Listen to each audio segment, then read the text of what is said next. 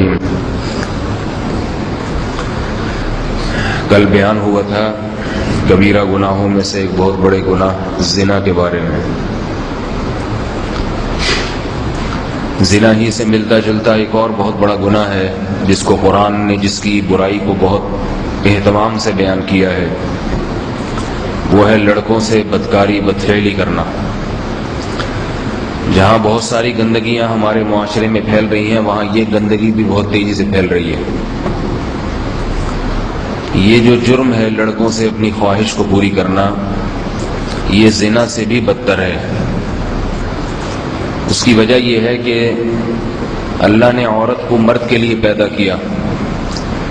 اور حکم یہ دیا کہ نکاح کے ذریعے اپنی خواہش پوری کرے۔ اگر وہ زنا کرتا ہے تو ایک جرم کرتا ہے کہ نکاح نہیں کرتا، اور جو لڑکوں سے بدفعلی کرے تو وہ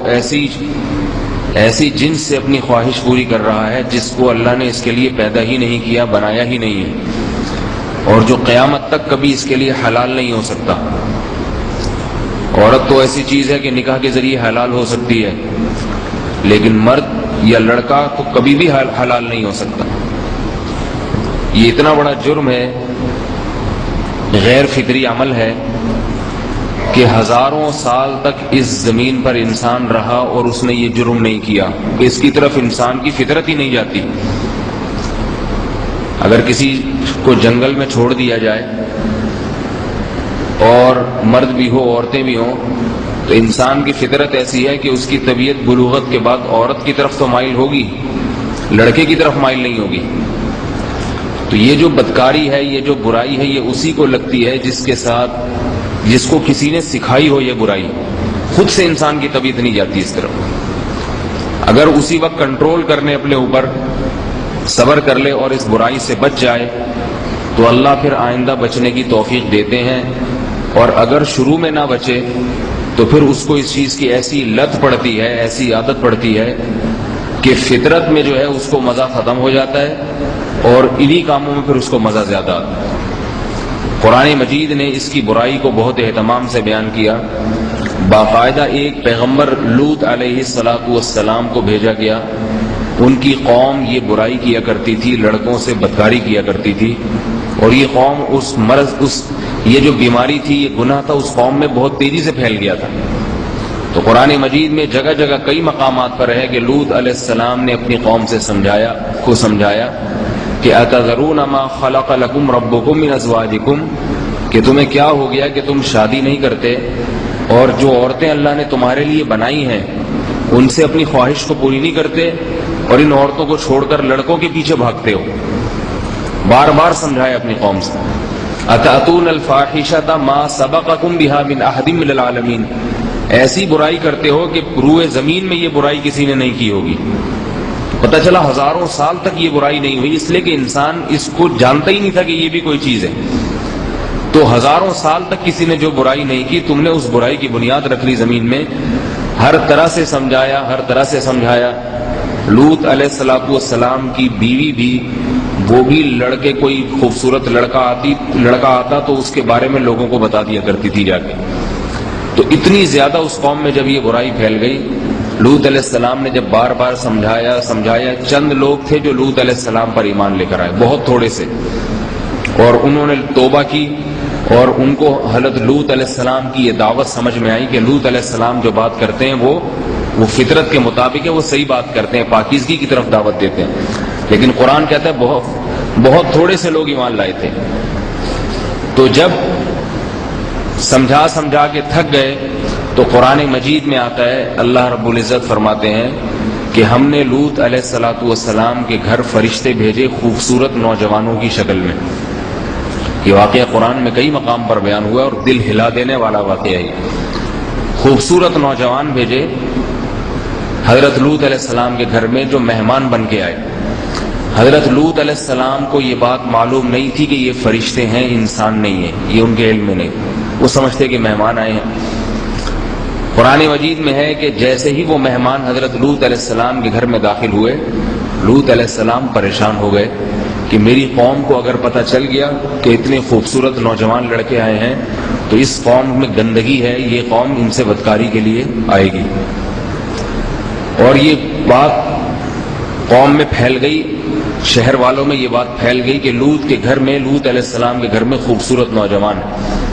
قرآن مجید میں آتا ہے وَجَاءَهُ قَوْمُهُ يُهْرَعُونَ إِلَيْهِ وَجَاءَ أَهْلُ الْمَدِينَةِ يَسْتَبْشِرُونَ، مختلف الفاظ ہیں کہ شہر والے لوگ خوشیاں مناتے ہوئے آئے کہ اتنے خوبصورت لڑکے ہیں ان کے گھر میں، ہم اپنی حرام خواہش کو پورا کریں گے، اور خوشیاں مناتے ہوئے دوڑتے ہوئے آئے اور حضرت لوط علیہ السلام کے گھر کا گھیراؤ کر لیا۔ اللہ تعالیٰ جب کسی قوم کو عذاب دینا چاہتے ہیں تو جس جرم میں وہ مبتلا ہوتی ہے اس جرم کو اس قوم کے لیے آسان بنا دیتے ہیں۔ یہ آسان بنانا اس کی علامت ہوتی ہے کہ اب اس جرم میں مبتلا کر کے ایک ہی وقت میں تمہیں پکڑیں گے تاکہ تم تسلی سے یہ جرم کر لو، پھر یہ نہ کہنا کہ ہم نے یہ غلطی کی نہیں اور اللہ نے ہمیں پکڑ لی۔ آج جو جگہ جگہ زنا طوائف خانے کھل رہے ہیں نا، یا آئس کریم پارلر کے نام پہ جگہ جگہ طوائف خانے کھل رہے ہیں، تو لوگ نوجوان طبقہ بڑا خوش ہے کہ اب کوئی کچھ بھی نہیں، کسی بھی آئس کریم پارلر میں گھس جاؤ، آئس کریم کے بہانے کسی لڑکی کو لے کے جو چاہے کرو اس کے ساتھ۔ تو یہ بات یاد رکھیں، یہ جو جگہ جگہ کھل رہے ہیں نا، یہ اس لیے کھل رہے ہیں کہ چھانٹی ہو جائے اللہ کی طرف سے، جس نے زنا کرنا ہے، گندگی کرنی ہے، وہ جائے ان میں، منہ کالے کرائے، اور پھر اللہ اس کو پکڑے گا، چھوڑے گا نہیں اللہ تعالیٰ۔ اللہ نے زنا کو، بدکاری کو اس لیے تھوڑی حرام قرار دیا ہے کہ کر لو تو بھی کچھ نہیں کروں گا میں۔ ایک جرم، ایک سزا تو بدکار آدمی کو دنیا میں ملتی ہے، وہ یہ کہ بیوی کی لذت سے، بیوی کی نعمت سے محروم ہو جاتا ہے۔ وہ اس کو ان طوائفوں میں منہ کالا کرنے میں جو مزہ آتا ہے وہ اپنی بیوی کے پاس آنے میں مزہ نہیں آتا، اور لڑکوں کے پاس جانے میں جو مزہ آتا ہے وہ بیوی کے پاس آنے میں نہیں آتا۔ یہ سب سے بڑی نحوست، یہ کوئی کم عذاب ہے جو اللہ اس کو دنیا میں دے دیتے ہیں۔ تو قرآن مجید میں ہے کہ جب وہ خوبصورت نوجوان آ کے بیٹھے لوط علیہ السلام کے پاس اور اہل شہر نے گھیراؤ کر لیا۔ اب پیغمبر جو ہے نا بہت غیرت مند ہوتے ہیں، مہمان کا اکرام کہ میرے گھر میں مہمان آئے ہیں اور ان مہمانوں کے ساتھ یہ بدتمیزی ہو تو وہ تو ظاہر ہے میزبان کی بے اکرامی ہے۔ تو لوط علیہ السلام کی جو دل کی کیفیات اور زبان کا کلام ہے اس کو قرآن نے بیان کیا۔ لوط علیہ السلام کہنے لگے لو ان لی بکم قوۃ او آوی الی رکن شدید، کبھی اپنی قوم کو کہنے لگے یا قوم ہؤلاء بناتی ہن اطہر لکم ان کنتم فاعلین ہؤلاء ضیفی فلا تفضحون، یہ میرے مہمان ہیں، خدا کے لیے مجھے ذلیل نہ کرو، مہمانوں کو چھوڑ دو، مجھے ذلیل نہ کرو، فلا تفضحون، میرا خیال کرو تم۔ تو قوم جواب میں کہتی ہے اولم ننہک عن العالمین، آپ کو اگر اپنے مہمانوں کا اتنا خیال ہے، اپنی عزت کا اتنا خیال ہے کہ مہمان کے ذلیل ہونے سے آپ کی رسوائی ہوگی، تو آپ کو ان مہمانوں کو گھر میں رکھنا ہی نہیں چاہیے تھا۔ جب آپ کو پتا ہے کہ ہماری یہ فطرت ہے، ہم خوبصورت لڑکوں کو تلاش کرتے ہیں، تو آپ نے ایسے مہمانوں کو گھر میں ٹھکانہ کیوں دیا؟ پھر لوط علیہ السلام نے کہا ہؤلاء بناتی ہن اطہر لکم، کہ بھئی یہ قوم کی لڑکیاں ہیں، عورتیں ہیں، میری قوم کی روحانی بیٹیاں ہیں، ان سے شادی کیوں نہیں کرتے تم؟ جس سے شادی کرنی ہے اس سے میں تمہاری شادی کراؤں گا، تو اپنی خواہش کو حلال طرح سے پوری کرو۔ تو وہ کہنے لگے یا لوط ما لنا فی بناتک من حق، ہمیں عورتوں میں دلچسپی نہیں ہے، ہمیں شادی میں دلچسپی، بولے بھائی، نہیں ہے۔ میں یہ اس لیے الفاظ دہرا رہا ہوں کہ آج بالکل وہی صورتحال ہے۔ آج کا جوان آدمی شادی نہیں کرے گا، زنا کرے گا، آئس کریم پارلروں میں لڑکیوں سے بدفعلی کرے گا اور لڑکوں سے بدکاری کرے گا، انٹرنیٹ پہ بیہودہ چیزیں دیکھ کے ہاتھ سے اپنی شہوتوں کو پورا کرے گا، سارے الٹے کام کرے گا۔ شادی کی بات کرو تو وہ کہے گا میرے پاس شادی کے پیسے نہیں ہیں، نہ میرے پاس شادی کی فرصت ہے، نہ مجھے شادی میں دلچسپی ہے، ابھی میں نے MBA کرنا ہے، ابھی میں نے یہ کرنا ہے، ابھی میں نے یوں کرنا ہے، ابھی میں نے یہ کرنا ہے۔ تو یہ وہی حرام کاریاں ہیں جو لوط علیہ السلام کی قوم کر کے آئی تھی، اور پھر اس قوم کو جو اللہ کی طرف سے عذاب کا تھپڑ لگا تھا، وہ تھپڑ میرے بھائی مجھے اور آپ کو بھی لگ سکتا ہے، اللہ ہم سب کو پناہ میں رکھے، کیونکہ ہم اللہ کے لاڈلے نہیں ہیں۔ تو قوم نے، لوط علیہ السلام نے کیا کہا؟ شادی کرو۔ تو قوم نے جواب میں کیا کہا کہ ما لنا فی بناتک من حق، شادی میں ہمیں دلچسپی، شادی تو ایک ٹینشن ہے، پھٹی کے پالو ساری زندگی کی بیوی بچوں کی، ہمیں اس میں دلچسپی نہیں ہے۔ پھر لوط علیہ السلام نے ان کو سمجھایا، تو وہ قوم جب باز نہیں آئی تو لوط علیہ السلام کہنے لگے لو ان لی بکم قوۃ، پہلے کہنے لگا ھذا یوم عصیب، آج کا دن مجھ پہ پہاڑ جیسا سخت ہے، پوری زندگی میں میرے لیے ایسا دن اب دیکھیں اللہ بھی لوط علیہ السلام کو بے چین کر رہے ہیں، تھوڑا سا پریشان ہونے دو، بتا نہیں رہے اللہ تعالیٰ اور فرشتے بتا نہیں رہے کہ آپ پریشان نہ ہو، تھوڑا پریشان کر رہے ہیں کہ ہونے دو، اور ان کو تھوڑا خوش ہونے دو، پیغمبر کو تھوڑا پریشان ہونے دو، اور یہ جو قوم بدکار ہے اس کو تھوڑا خوش ہونے دو، تاکہ یہ کیفیات جب میں قرآن میں قیامت تک کے لیے بیان کروں گا تو پھر اس سے لوگوں کو یہ سبق ملے گا کہ دیندار لوگ بھی پریشان ہوتے ہیں وقتی طور پر، بعد میں خوشی ہوتی ہے، اور خدا کے نافرمان کی جو خوشی ہے وہ وقتی ہے، حقیقت میں اس کا انجام برا ہوتا ہے۔ تو لوط علیہ السلام نے یہ کہا ھذا یوم عصیب، آج کا دن مجھ پہ بڑا ہی سخت ہے، پوری زندگی میں اتنا پریشان کن دن میرے لیے نہیں آیا۔ پھر قوم کو سمجھایا، پھر قوم کہنے لگی کہ آپ کو پتہ ہے ہمیں عورتوں میں دلچسپی نہیں ہے، ہم یہ کام کر کے چھوڑیں گے۔ تو اب کمزور پیغمبر ہے، کوئی ساتھ دینے والا نہیں، تھوڑے سے لوگ جو ایمان لانے والے۔ تو لوط علیہ السلام جواب میں کہتے ہیں لو ان لی بکم قوتا، کاش میرے بازوؤں میں طاقت ہوتی، میں تم سے لڑ سکتا، اتنے لوگوں سے اکیلا کیسے لڑے گا، کاش میرے بازوؤں میں طاقت ہوتی، او آوی الی رکن شدید، یا میرا اتنا مضبوط قبیلہ ہوتا جس کو لا کے میں لڑتا تم سے، نہ میرے ساتھ دینے والے اتنے ہیں اور نہ میرے بازوؤں میں اتنی طاقت، میں کیسے تم سے دفاع کروں۔ جب لوط علیہ السلام کی اس قسم پرسی کو فرشتوں نے دیکھا ہے کہ بھئی یہ تو بالکل ہاتھ بن گئے ان کے اور پریشان کھڑے ہیں، تو وہ لوط علیہ السلام سے کہنے لگے یا لوط انا رسول ربک، اے لوط ہم لڑکے نہیں ہیں، ہم تیرے رب کے بھیجے ہوئے فرشتے ہیں۔ اور پہلی تسلی دی لن یصلوا الیک، یہ آپ تک پہنچ ہی نہیں سکتے، ہم تک کا تو تذکرہ ہی نہیں کیا، اس لیے کہ ہم تو فرشتے ہیں، ہمارا کیا بگاڑیں گے، یہ آپ تک بھی نہیں پہنچ سکتے۔ کیا مطلب کہ آپ جو ہمارے راہ میں کھڑے ہوئے ہیں نا، تو پہلے آپ تک پہنچیں گے پھر ہم تک آئیں گے نا، تو یہ آپ تک نہیں پہنچ سکتے۔ پھر کرنا کیا ہے، اسری باہلک بقطع من اللیل، یہ جو انہوں نے چاروں طرف سے گھر کا گھیراؤ کیا ہوا ہے، ان کی آنکھوں میں دھول ہم جھونکیں گے، آپ یہاں سے نکل جائیں اس گھیرے کے اندر سے، آپ کو یہ نظر، یہ آپ کو دیکھ نہیں سکتے، اور آپ یہاں سے نکل جائیں، اور راتوں رات کا وقت تھا جب یہ کاروائی ہو رہی تھی، راتوں رات آپ کے ساتھ جو لوگ ایمان لائے ہیں، جنہوں نے توبہ کی ہے اس جرم سے، اس گناہ سے، توبہ کتنی بہترین چیز ہے دیکھو، جس نے ماضی میں کر لیا، لیکن جب پیغمبر نے دعوت دی توبہ کر لی، تو بتایا جا رہا ہے کہ جنہوں نے توبہ کر لی ان کو بھی اپنے ساتھ لے جائیں، پچھلے کو نہیں اللہ دیکھے گا، توبہ کر لی۔ تو جو توبہ کرنے والے اور جو ایمان لانے والے آپ کے ساتھ ہیں، ان کو رات کے تھوڑے سے حصے میں لے کے شہر سے باہر نکل جائیں۔ لوط علیہ السلام اتنا پریشان تھے، کہنے لگے کہ اس قوم پر عذاب کب آئے گا، انہوں نے کہا صبح کے وقت، صبح صادق جب ہوگی نا، سحری کا وقت، تو ہم نے اللہ نے فرمایا کہ اے لوط ہم نے اس قوم کو برباد کرنے کا ارادہ کر لیا ہے۔ لوط علیہ السلام اتنا پریشان کہ صبح صادق میں تو بہت ٹائم ہے، تو فرمایا کہ نہیں، الیس الصبح بقریب، صبح صادق بہت قریب ہے، اور یہ بھی بتا دیا کہ آپ کی بیوی آپ کے ساتھ جائے گی، لیکن وہ عذاب میں ہلاک ہوگی، وہ بچے گی نہیں، کیونکہ وہ مخبریاں کرتی تھی۔ تو اب لوط علیہ السلام رات جب نکلے ہیں، ان کے منہ پہ دھول جھونک دی گئی، ان کو نظر نہیں آیا لوط علیہ السلام کا نکلنا۔ راتوں رات لوط علیہ السلام نے لوگوں کو گھروں سے جا کے اٹھایا، جو ایمان لانے والے تھے، توبہ کرنے والے، ان کو لے کے شہر سے باہر نکلے، اور فرشتوں نے ان سے کہا کہ پیچھے مڑ کے کوئی نہ دیکھے جب اس قوم پہ عذاب آئے گا، جس نے پیچھے مڑ کے دیکھا وہ اس عذاب میں ہلاک ہوگا۔ اور یہ بتا دیا کہ الا امرأتک، کہ آپ کی بیوی پیچھے مڑ کے دیکھے گی، کیونکہ اس کو یقین نہیں ہے عذاب پر، وہ بھی شبے میں، پتہ نہیں پیغمبر نے کہا ہے عذاب آئے گا نہیں آئے گا، جس کو شبہ ہوتا ہے وہ تو مڑ کے دیکھتا ہے نا، یہ دیکھے گی اور اس پر بھی پتھر آ کے لگے گا۔ تو جیسے ہی لوط علیہ السلام بستی سے باہر نکلے، وہ فرشتے گھر میں موجود، اور چاروں طرف سے گھیراؤ ہے، اور خوشیوں سے بغلے بجا رہے ہیں۔ تو اللہ فرماتے ہیں فجعلنا عالیہا سافلہا وامطرنا علیہم حجارۃ من سجیل منضود، ہم نے آسمان سے پتھروں کی بارش برسائی ہے اس قوم پورے شہر پہ، اور جعلنا عالیہا سافلہا، ہم نے زمین کے اوپر کے حصے کو الٹا کر دیا، الٹ دیا پوری زمین۔ حدیث میں روایات میں آتا ہے کہ یہ جو اللہ نے زمین کو الٹا، ایسے الٹا کہ اس شہر کو اٹھایا گیا آسمان تک، کہ آسمان کے فرشتوں نے ان کے جانوروں کے، انسانوں کی چیخ و پکار کی آواز سنی ہے، پھر وہاں سے پٹخ کے اس زمین کو الٹا کر کے دے مارا۔ فرمایا کہ ایک کو بھی، ایک متنفس کو بھی زندہ نہیں چھوڑا،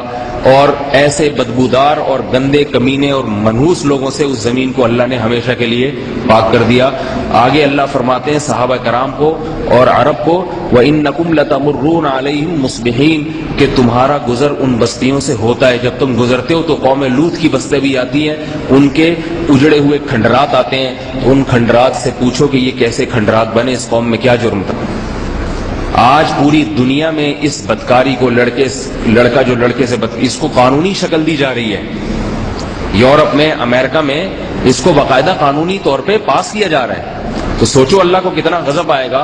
ان قوموں کا تہذیب یافتہ قوم کہہ سکتے ہیں کیا؟ کیا یہ تہذیب یافتہ قوم ہے؟ وہ کام جو جانور نہیں کرتے، جانور یہ کام نہیں کرتا کہ میل سے اپنی خواہش پوری کرے، وہ بھی فیمیل کو تلاش کرتا ہے۔ جو کام جانور نہیں کرتا اس کی اوباما کی طرف سے اجازت دی جا رہی ہو، وہ برطانیہ کے صدر کی جو ہے نا وزیر اعظم کی طرف سے اس کو وہ کیا جا رہا ہو، اور ویزا مل جاتا ہے اگر ثابت ہو جائے کہ دو آدمیوں کے درمیان یہ ریلیشن ہے تو ان کو برطانیہ کی نیشنلٹی دے دی جاتی ہے۔ یہ قانون بنا ہوا ہے۔ تو میرے بھائی یہ گندے لوگ ہیں۔ ہمارے لیے اللہ نے جو ضابطہ اور قانون اور پاکیزہ زندگی بیان کی ہے وہ اپنی کتاب میں، قرآن میں بیان کی۔ اس کی سزا بھی بہت سخت ہے۔ فقہاء نے بیان کیا اگر کوئی لڑکا لڑکے سے بدکاری کرے تو کیا تعزیر دی جائے گی۔ بعض نے کہا کہ اس پہ دیوار گرا دو، بعض نے کہا کہ اس کو زندہ جلا دیا جائے، بعض نے کہا اس کو مار کے جان سے مار دیا جائے۔ تو وہ تو ایک الگ تفصیل ہے کہ وہ حکومت وقت ہے جو کیا سزا دے گی اس کو، لیکن یہ جرم اللہ کو بہت ہی ناپسند ہے، جس کا اندازہ قرآن کی ان آیات سے ہو جاتا ہے۔ اور اس سے یہ بھی پتہ چلتا ہے کہ جس کو اس جرم کی لت پڑ جائے، اگر توبہ نہیں کی، اس نے لت پڑ گئی، تو پھر اس کو اپنی بیوی میں دلچسپی ختم ہو جاتی ہے۔ یہ بہت بڑا، اور بڑھاپے میں بھی پھر ختم نہیں ہوتا ہی۔ لیکن مایوس نہیں ہونا چاہیے، کسی کو کیسی بھی لت پڑی بھی ہو، جب بھی وہ توبہ کرنا چاہے گا توبہ کا دروازہ کھلا ہو۔ اور علماء نے لکھا ہے کہ جو شخص یہ جرم چھوڑنا چاہے اس پر لازم ہے کہ لڑکوں سے بالکل کنارہ کشی اختیار کر لے، تصور میں بھی نہ لائے کسی۔ طویل عرصے تک جب ایسا کرے گا، تصور بھی نہیں کرے گا، دوستی نہیں کرے گا، بات چیت نہیں کرے گا، تو آہستہ آہستہ یہ جراثیم اس میں خود ہی ختم ہونا شروع ہو جائیں گے، اور اللہ اس کی زندگی کو فطرت کے مطابق لے آئیں گے۔ اللہ تعالیٰ اس جرم سے ہم سب کو بچنے کی توفیق عطا فرمائے، اور جس کو اللہ حفاظت کرے اسی کی حفاظت ہو سکتی ہے۔ اپنے اوپر انسان کو ناز نہیں کرنا چاہیے، تو اللہ سے دعا بھی کرنی چاہیے، اپنے بچوں کی فکر کرنی چاہیے۔ حضرت شیخ الحدیث مولانا زکریا رحمۃ اللہ علیہ فرماتے ہیں پہلے زمانے میں اس کا بڑا خیال ہوتا تھا۔ فرماتے ہیں کہ جب میں نوجوان لڑکا تھا، بچہ تھا، تو میں اگر نماز میں کسی آدمی کے ساتھ کھڑا ہوتا، میرے والد صاحب دیکھتے تھے کہ کس کے ساتھ کھڑا ہے۔ اگر اگلی نماز میں اسی کے ساتھ کھڑا ہوتا تھا تو میرے والد صاحب پوچھتے تھے کہ یہ تمہارا کیا لگتا ہے، ظہر میں بھی اسی کے ساتھ تھے، عصر میں بھی اسی کے ساتھ، کیوں؟ ایسے بچوں کی نگرانی ہوتی تھی پہلے۔ آج بالکل بچوں کو چھوڑا ہوا ہے، کمرہ بند کر کے ٹیوٹر رکھا ہوا ہے، اور وہ ٹیوٹر جو ہے نا اس بچے کو پڑھا رہا ہے، اس کی نیت کیا ہے، اس کے جذبات کیا ہیں، اس کے خیالات کیا ہیں۔ میرے سے لوگ رابطہ کرتے ہیں، مجھے پتا ہے ٹیوٹر جو نوجوان لڑکوں کو، بچوں کو پڑھاتے ہیں، میں بدگمانی نہیں کر رہا کسی پہ، نہ آپ کو کسی سے بدگمان کر رہا ہوں، ان کے بہت غلط واقعات آتے ہیں سامنے، ماں باپ کو پتہ نہیں ہوتا۔ تو بچوں کو کسی کے حوالے کرنے سے پہلے 100 دفعہ سوچیں، 100 دفعہ دیکھیں، اس کی نگرانی کرنی چاہیے۔ اعتکاف میں یہاں بچے بیٹھتے ہیں، ان کی نگرانی کرنی چاہیے۔ اس لیے نہیں کہہ رہا کہ آپ لوگوں کو گندا سمجھیں، اس لیے کہ 100 میں ایک بھی اگر گندا ہوتا ہے، ایک بھی گڑبڑی کرتا ہے، 100 میں ایک تو ہوتا ہے نا، اتنا ریشو تو ہے کم از کم، تو وہ کچھ کر جاتا ہے، بچوں کو غلط عادتیں سکھا جائے۔ بچہ فطرت پہ پیدا ہوتا ہے، کبھی برا نہیں ہوتا۔ حدیث میں آتا ہے کل مولود یولد علی الفطرہ، ہر بچہ نیک پیدا ہوتا ہے، بچے کی طبیعت میں یہ گندگیاں ہوتی نہیں ہیں، لیکن سکھاتے ہیں دوسرے، جو پہلے سے گندا ہوتا ہے وہ سکھا دیتا ہے بچوں کو یہ چیزیں۔ تو ماں باپ کا فرض بنتا ہے کہ بچے کو دوستیاں نہ لگانے دیں بڑے لڑکوں سے، ان کو دور رکھیں، ان سے بولیں کہ اپنی عمر کے لڑکوں سے گپ شپ لگایا کرو، اپنے سے بڑی عمر کے لڑکوں سے تعلق داری نہ کرو، ان سے نہ ہنسی مذاق نہ بات چیت، تمہارے کیا لگتے ہیں۔ تو پہلے اس کی بڑی نگرانی ہوتی تھی، آج کل چھوڑا ہوا ہے، تو وہ پھر لڑکوں کو چھیڑتے بھی رہتے ہیں، اور جناب ان سے بدکھیلیاں بھی ہوتی ہیں، پھر لت پڑ جاتی ہے، پھر اس بچے کو لت پڑ جاتی ہے۔ پھر ایسی جو شادی شدہ زندگی ہے ان لوگوں کی بڑی خراب گزرتی ہے۔ خواتین کے ہمارے پاس فون آتے ہیں کہ شوہروں سے پریشان ہیں، کہ ایسے ایسی حرکتیں شوہر کرتے ہیں، اب وہ بیچاری طلاق بھی نہیں لے سکتی، آپ کو پتہ ہے طلاق یافتہ کا ہمارے معاشرے میں کیا حشر ہوتا ہے۔ تو یہ ساری زندگی کے لیے پھر وبال جان بن جاتا ہے، اور اس کی آخرت میں جو سزا ہے وہ تو اللہ نے بیان کر دی ہے۔